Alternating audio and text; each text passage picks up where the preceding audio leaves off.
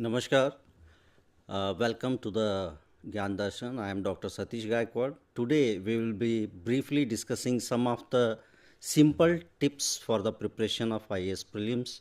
The most sought after competitive examination in India and most lucrative and most persuaded competitive examination post graduation.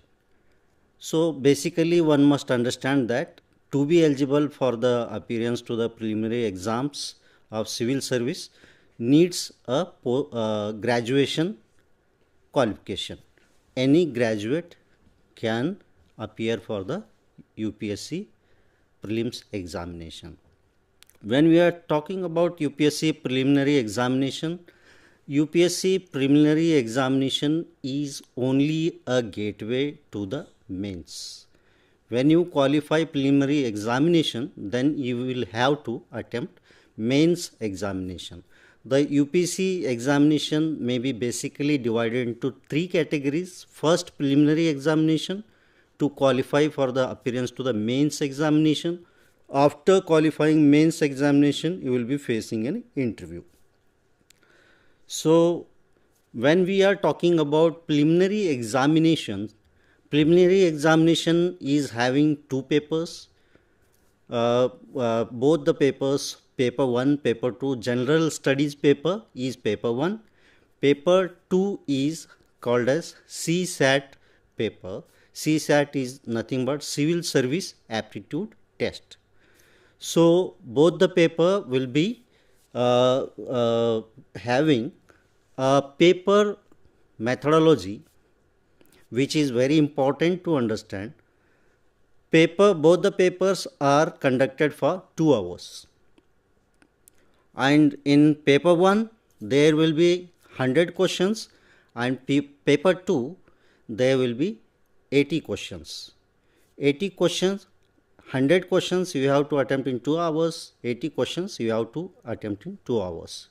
Both the questions will be conducted on same day, and the maximum marks allocated to both the papers is 200 marks. However, the important thing is that paper 1 is qualifying merit paper. You have to attend the merit in this paper to qualify for the UPSC exams. However, paper 2 CSAT is only qualifier. Here you have to achieve minimum, that is 33% 33% of the marks you have to obtain in this paper. You have to just qualify. It is only qualifier, because here the examination pattern is so that in this paper they will be testing your reasoning, your objectivity, your skills, and your communication comprehensive skills. That type of reasoning, mental ability, and communication skills, all those things will be tested in this paper. There will be negative marking in both the papers. 1/3 question will be deducted for each wrong answer. 1/3 means, maybe we may say that in paper 1, 0.6 marks will be deducted for wrong answer. In paper 2, 0.88 marks will be deducted for any wrong answer. So you should keep in mind that there is negative marking.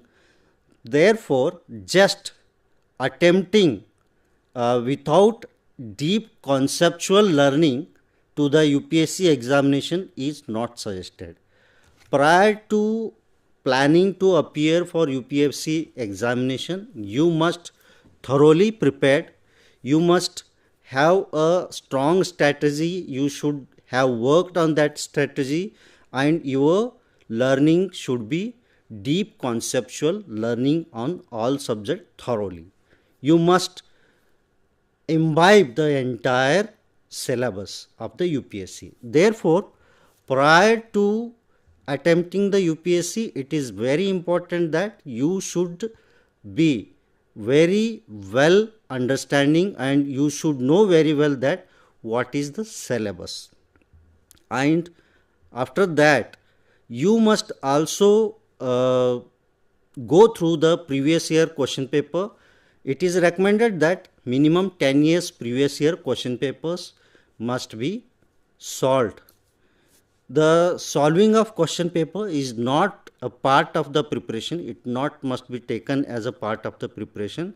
It is to know, to understand and to analyze what kind of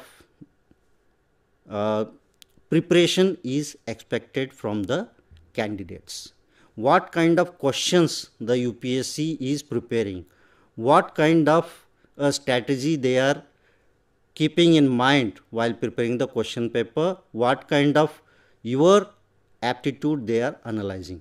To analyze all these things, you have to also solve the previous year question papers. So here, if you see this slide, I have just tried to make an attempt to understand in previous 5 years on what major subjects the UPSC is focusing in the preliminary examination. When we look at this slide, whatever slide I am sharing now, here subject wise questions, if we see history, in history they on an average in past 5 years 16 questions has been covered on history, 14 questions has been covered on polity and economy 14 questions, environmental ecology 14 questions and current affairs 21 questions. This is becoming a major part of the UPSC syllabus where major questions were covered from these subjects: history, polity, economy, environmental and ecology and current affairs, major chunk. However, I am not suggesting you to focus on these major subjects and only study these major subjects. As I said in the beginning, to prepare for the such a toughest exam where 10 lakh students sitting every year for the prelims and only 12 to 15,000 students are getting successfully cleared the preliminary examinations. It is such a tough competition. Here, when you are entering such a tough competition, it means that it is very clear your objectives for the preparation should be realistic. You should have a realistic plan for the preparation of such examinations. As I said, most of the components of the syllabus, current affairs is also major chunk apart from the history, polity, environmental and economics. So for current affairs, what I suggest you, whenever you are preparing for the current affairs, it is said that you should go through the current affairs through magazines and newspapers. Many of the people may make a mistake that they will start reading the newspapers and try to note it. But I recommend that read the good newspaper like The Hindu and Indian Express. These two papers are recommended. Magazines like Yojana, Government of India's magazine of Yojana, and you should also go through some of the Government of India authentic documents like Niti Aayog mission documents and other information bureau documents where most of the national and international important aspects were given. You must, to prepare the current affairs, it is better to go through annual magazine where entire current affair is comprehensively prepared and it is given in readily available format. So read the newspaper only to get oriented what type of national, international happenings are there, what is their social importance today and what is their implications. However, don't try to waste your time in getting notes from the newspaper.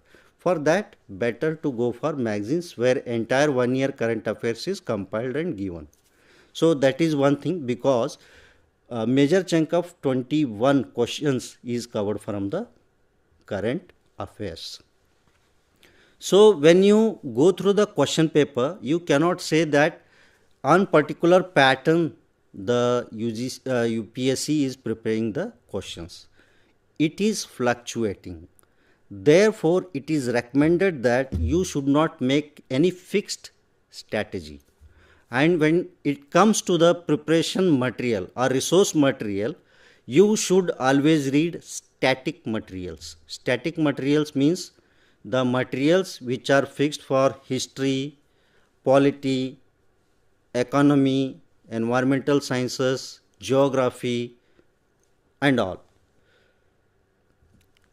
And to prepare for the UPSC, it is very important that you should give a strong foundation to your knowledge, in-depth knowledge of particular subject, whether it is history or whether it is geography, political science, economy, or whatever. How always any IAS successfully qualified candidate or any preparation agencies like coaching centers, they suggest that to make your foundation strong, you should learn the NCERT books from 6th standard to 12th standard. Whatever subject is available in the NCERT book from 6th to 12th, you should start your foundation making better by reading such books. It will give you a strong foundation of knowledge, in-depth knowledge. Then when you want to advance towards the in-depthness of the knowledge, what I basically suggest is you can also opt for the IGNOU material, where you can, after having the foundation from the NCERT books, you can advance to the IGNOU material to get the in-depth knowledge on specific subject. As I already said that it is also important to go through all the previous year question paper. I suggested you to go for 10 years question paper for a better understanding and analysis. Syllabus, I don't want to discuss much. This I am sharing these slides. Syllabus you are also getting on the UPSC website. Major chunk of the syllabus is covered like this: current events of national and international importance, history of India and freedom movement, geography, it is covering physical, social and economic, polity and governance, economic and social development, environmental, ecology, climate change, general science and technology. General Studies Paper 2 CSAT syllabus covers comprehensions, interpersonal skills including communication skills, logical reasoning and analytical ability, decision making and problem solving, general mental ability, basic numeracy which includes numbers and their relations, orders of magnitude etc., data interpretations, charts, graphs, tables, data sufficiency etc., English language comprehension skills. Basically in basic numeracy, data interpretation and English language comprehension, you have to prepare based on the, it is basically they are covering the skills up to the level of 10th standard. So you have to prepare accordingly. It is not advanced one.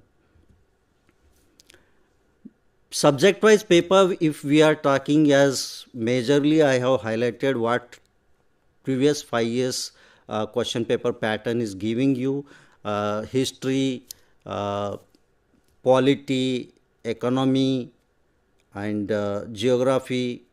All those things you have to cover. And for current affairs, as I told you, monthly magazines are best.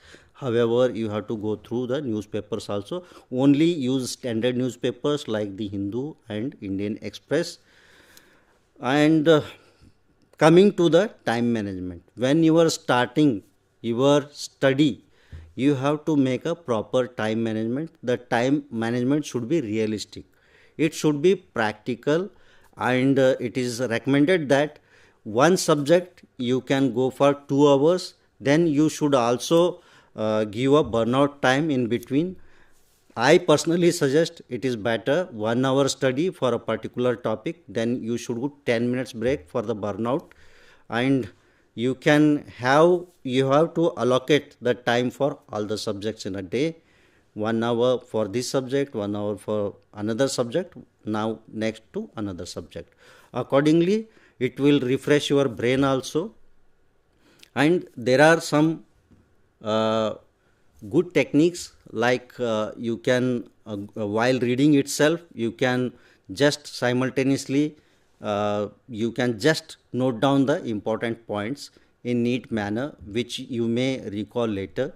However, the best techniques scientifically suggested that making notes, and some people they highlight by the marker in books itself. These techniques are weaker techniques to recall the memory, but stronger techniques are mind challenging techniques. For example, flashcard making and giving quiz to yourself. These are scientifically established strong techniques. Use such techniques to improve your recall of the memory, and always take mock test.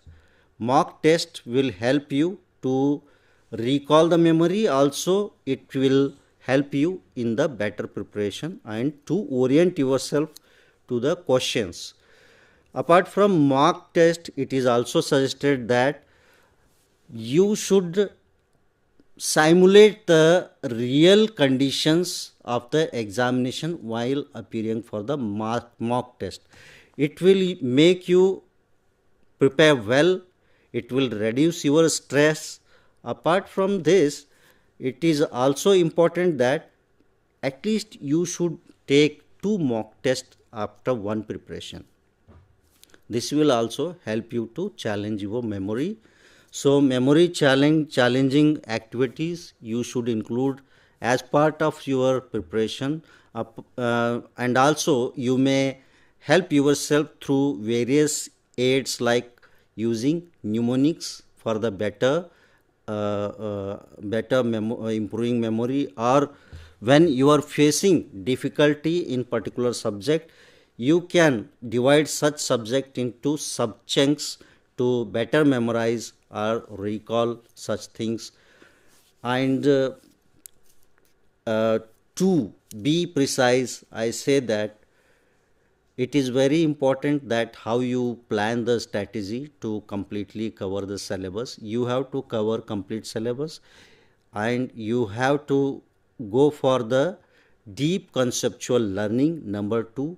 Number 3 is you should have a proper time management. Planned, organized study, well management of time. You should have a timeline, prepared timeline, strategy, and the learning should be active learning. When you are going for such type of competitive exam, passive learning, definitely it will be deterrent for your success. So passive learning is important. It is major chunk of each and every learner's life. However, this should be aided with the active learning. Active learning, what I mean to say is, whenever you are reading a particular subject for 3 times, then you have to go for revision. In revision, after revision, you can go for the techniques like group discussions, or you can teach that particular topic to somebody else, or you can prepare the comprehension of that particular subject after completion of your studies, or you can give some activities to yourself, or you can recite loudly. Like this type of active learning techniques you may use. This will definitely enhance the capacity of recalling the concepts you learned, and to prepare such a tough examination like UPSC, definitely it needs a strategic hit to the preparations. Basically, UPSC is having a syllabus. Already we have discussed. When it comes to the books, as suggests, there are so many books are suggested in the market. Even coaching centers, they are suggesting many books. Like when we talk about economy, they suggest that you should go for Lakshmikant, like that. But whichever resource material is covering the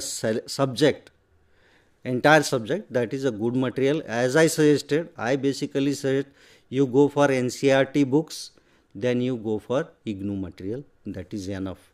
Otherwise, whichever book you are feeling comfortable, whichever textbook, resource material you are feeling comfortable, that is the best resource material for you. You can opt for that without any hesitation.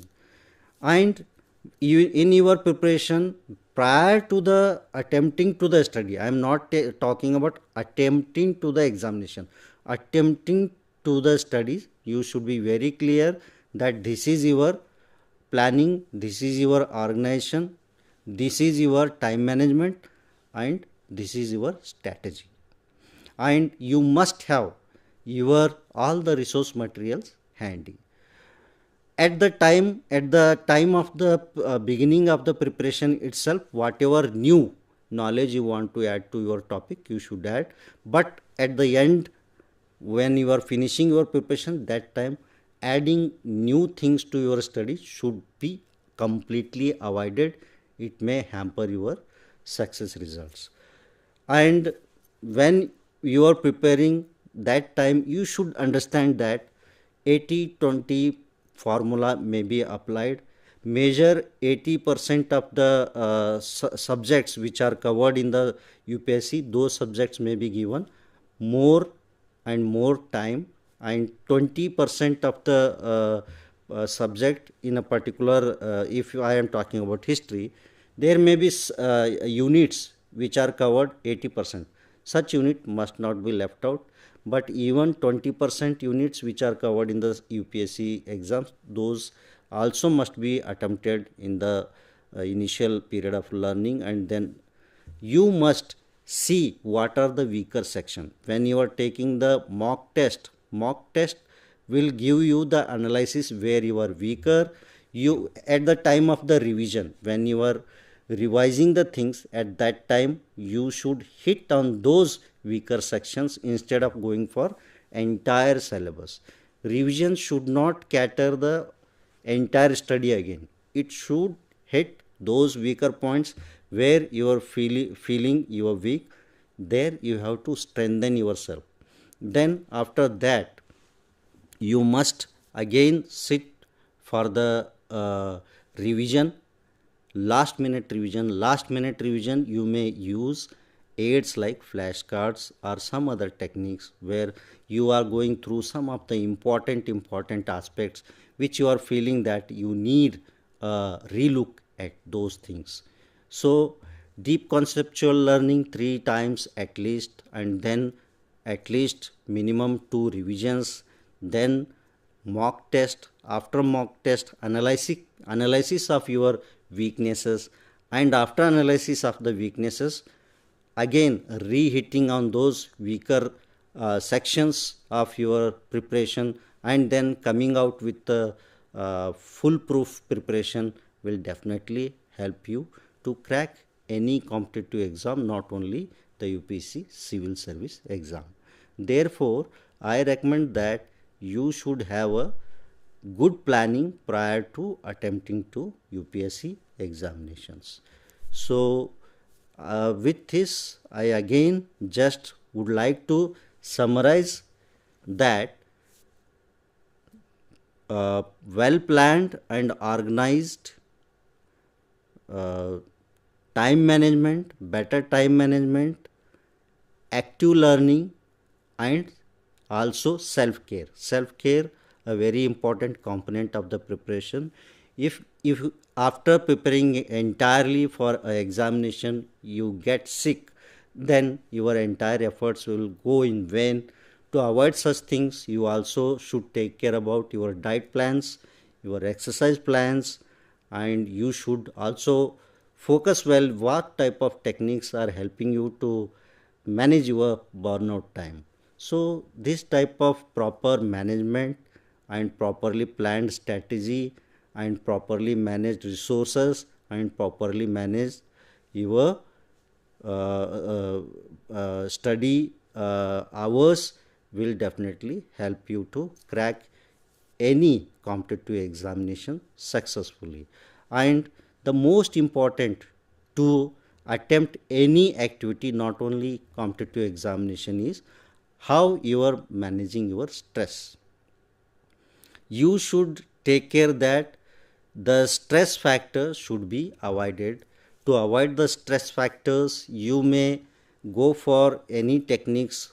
Basically, most of the people they suggest like yoga, pranayam, deep breathing techniques. Such type of techniques you can practice, or you can think of yourself what kind of activity you may go with your friends. After having an half an hour chit chat with your friends, you may be feeling relaxed. What kind of mental relaxation activities helping you, that you have to analyze yourself, and you have to make sure that this is this is a personal thing which giving you a soothing effect. Such type of activities you can adopt yourself. Therefore, the stress management is also one of the important factors. Even when you are preparing, that time also a particular tricky subject may be giving some discomfort to you, but there are different suggestions. Instead of, now you have to analyze how important that particular difficult subject, whether you get some aid through expert or some audio visual things, you can go for that and make yourself sure that you will overcome such difficulties. So with this, I hope that you will just focus yourself on the your studies well, you prepare well, and you go through your material with deep conceptual learning. Make your foundation strong and work on your weak points and hit the exams strategically. With this, I conclude my brief introduction or tips on this preparation of prelims examination of IAS. Wish you all the best. Thank you, one and all.